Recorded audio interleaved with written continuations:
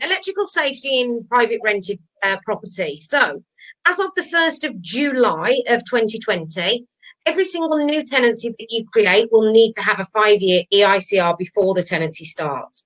Now, this is quite simple on new tenancies, what we deem new tenancies, which is when a property is empty, we agree a let and we move a tenant in. That is quite simply a new tenancy.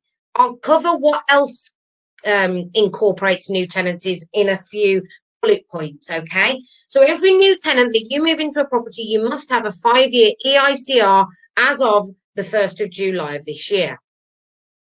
Landlords must supply a copy of the latest report to any new tenant before they move in, and also to any prospective tenant within 28 days of a request from them.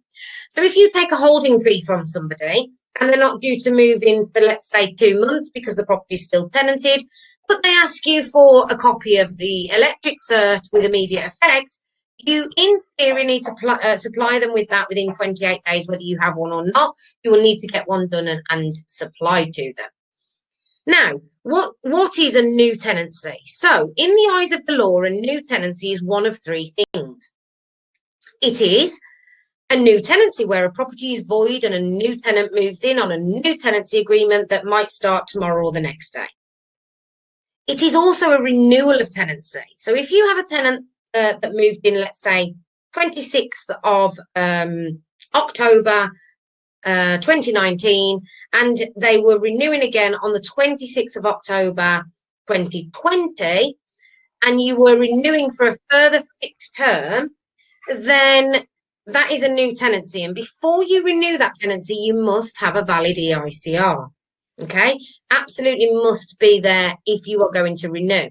If you don't have one, you need to hold off on that renewal until you have one and do the renewal at a later date.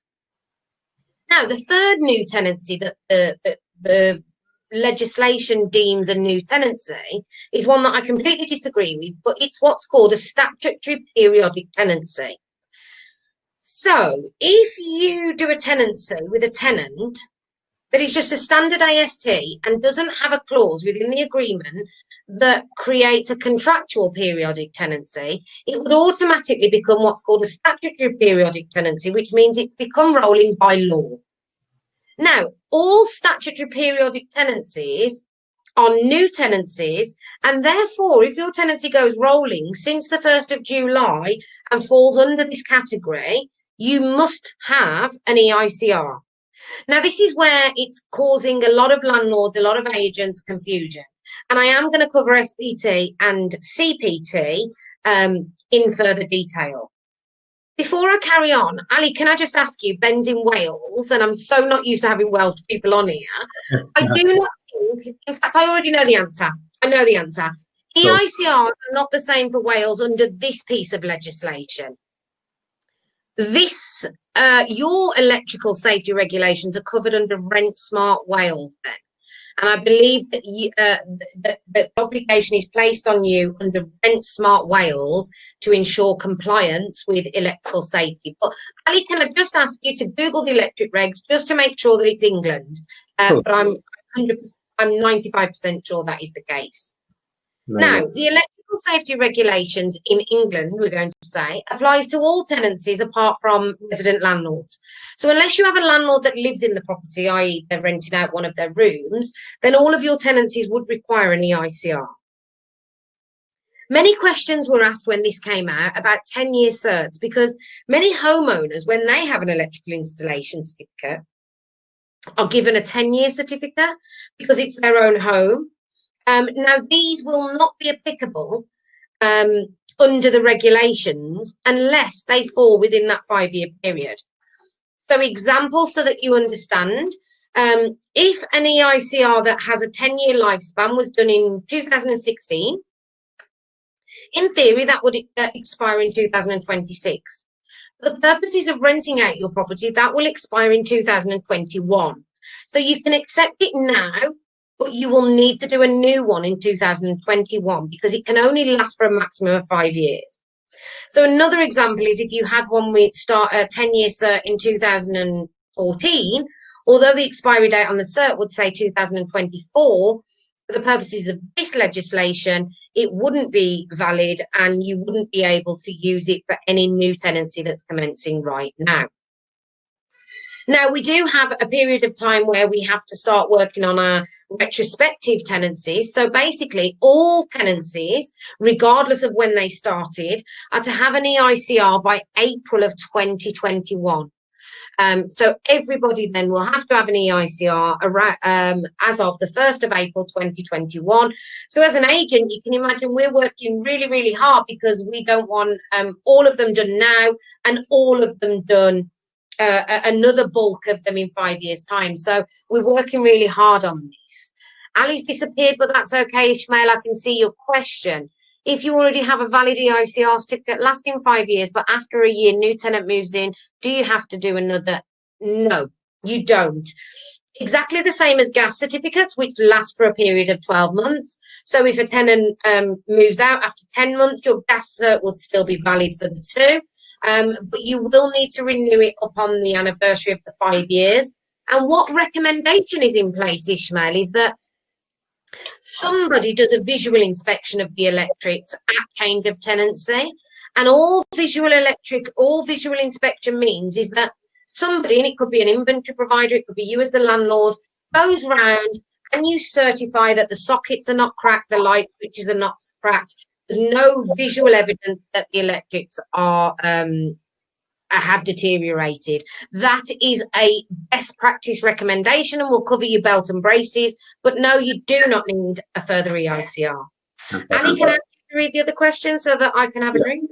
Of course. I was going to say as well, just having quickly consulted good old Google and again, information taken directly from the government website. It looks like you're absolutely correct. The changes in 2020 were for England. It says England in brackets anyway, so I'm assuming that's it. So Ben, if it fails on a tenancy renewal, is there a time period to do the works? Difficult with COVID to meet normal timescales in brackets. Really good question, Ben, and bear in mind that you're in Wales. So I'm talking about the legislation that we're talking now. We would have to check with regards to Rent Smart Wales. But in England, here's your answer. Failed certificates, code 1s must be completed immediately because that means that they are immediately dangerous. And code 2s must be completed within 28 days. Oh, you have a few in England as well. Great. Okay, so code 1s immediately or as immediate as can be because they're deemed immediately dangerous. And code 2s within 28 days of the certificate being carried out. Now, I do note that it is difficult with COVID, as is a variety of things. So gas checks have been difficult. All access has been difficult because you will have some tenants that will just quite simply not allow you access to the property. If this is the case, it is vitally important that if you are all let-only landlords, that you're documenting the fact that they haven't let you in and that you are revisiting to try and carry out your obligations. It's during COVID, everything is going to be about due diligence because your responsibilities haven't gone away, but the law does understand that, for example, if a tenant says to you, I'm sorry, I don't want you in my house because I don't feel comfortable due to COVID, you can't enforce that. But it is important that you would be saying to the tenant, you do realise that a gas safety certificate is a legal requirement. It's there to protect you and the occupiers, and it is imperative that we get it carried out every 12 months. And if they are refusing access, you just notify them for that reason. Or if it's taking longer than expected, make documentation, keep notes. Because, guys, what I didn't mention earlier with regards to evictions is that you all need to document everything, because when you go to court now for possession, when you finally get your case heard, they want to see every conversation that you've had with the tenant to try and organise suitable repayment plans, to see whether you've been accommodating with the tenant, to see whether you've explored all avenues, to see whether you've tried to keep them in that property. They are going to want evidence of that, guys, when you rock up at court for possession. And your obligations under maintenance surround the same thing. So document everything. You need to also remember that a copy of the failed certificate and evidence of the work being carried out must be sent to your local authority as well as your tenant.